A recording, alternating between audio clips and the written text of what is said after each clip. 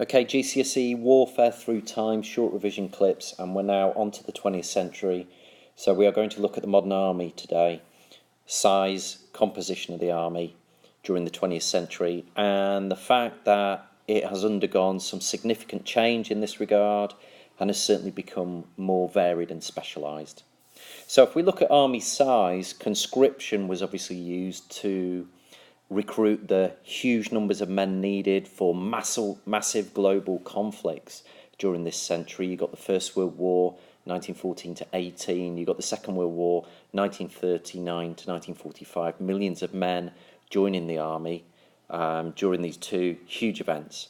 But since the end of the Second World War in 1945, the size of the army has gradually fallen towards somewhere in the region of about 80,000 men today. And the main reason for this being the development of new technologies, which has really changed a lot of things in the 20th century as far as warfare is concerned. You now have nuclear weapons, which means that you don't need a big army to deter an attack if you have this powerful weapon. And you can cause massive destruction now without the need to deploy large numbers of troops. So army size has fallen. Now, before 1900, as we've looked at over the centuries, armies have been divided into infantry, cavalry and artillery. And at the start of the 20th century, infantry accounts for about 2/3 of the British Army, but today, probably about 25% infantry. Cavalry has been replaced by tank units, really, and they make up about 10% of today's forces. And the advent of aircraft and tanks have meant that artillery forces in the army have been reduced, probably halved, since the beginning of the 20th century, and now account for only about 10% of the British Army. The great change, therefore, has been the need for many different specialist groups in today's modern army, and these groups now combine to form over half of the British Army.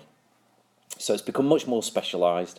There's a wide variety of troops needed now. You need people who can deal with IT, people who are engineers, can deal with electrical problems, bomb disposal experts, you need radar operators, greater expertise and training, and a lot of this has been caused, a lot of the changes to army composition in the 20th century have been caused by the development of science and technology.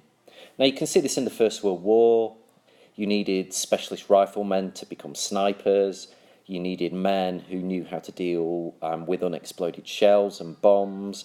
Reconnaissance in aeroplanes started too. And since then, further specialisation has continued throughout the century. You have bomb disposal units, or explosive ordnance disposal as it's called, EOD.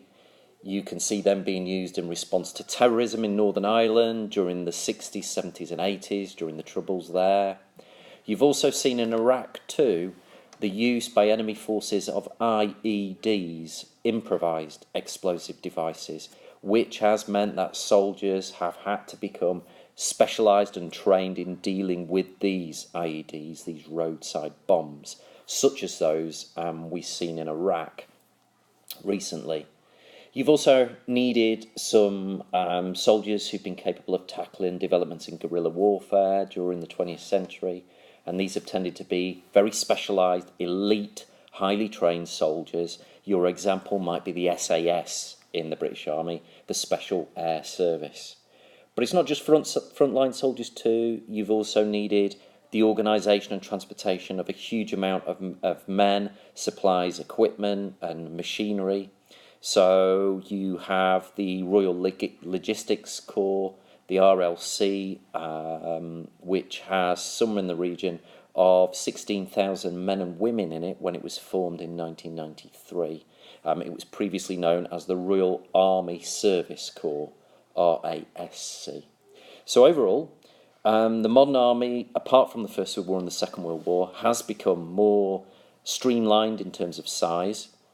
But as a result of developments in technology and science, the need for soldiers to be able to use sophisticated technical equipment and weaponry, soldiers have had to be better trained, more specialised, and this has significantly changed the composition of the British Army from that of previous centuries.